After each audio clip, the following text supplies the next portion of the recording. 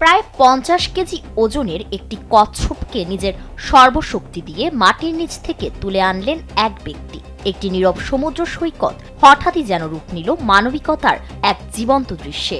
মেক্সিকোর একটি সমুদ্র সৈকতে বিশাল এক সামুদ্রিক কচ্ছপ ধীরে ধীরে গভীর বালুর স্তূপে হারিয়ে যাচ্ছিল, যেন জীবন্ত কবরের মতোই তাকে গ্রাস করছিল বালির স্তর।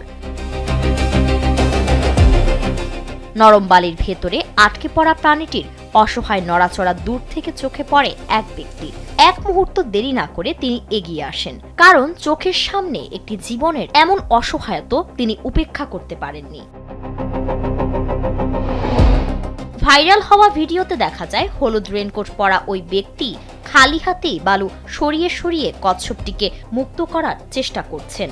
সূর্যের তীব্র তাপে উত্তপ্ত বালির ভেতরে দাঁড়িয়ে দীর্ঘ সময় ধরে চলতে থাকে তার এই লড়াই। কখনো হাত কখনো পা ব্যবহার করে তিনি ধীরে ধীরে প্রাণীটিকে মুক্ত করেন।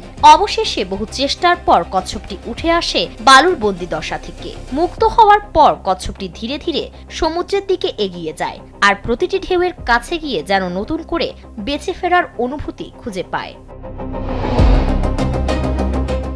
সেই দৃশ্য মুহূর্তেই চারপাশে আবেগ ছড়িয়ে দেয়। ভিডিওটি ছড়িয়ে পড়তেই সামাজিক মাধ্যমে শুরু হয় প্রশংসার ঝড়।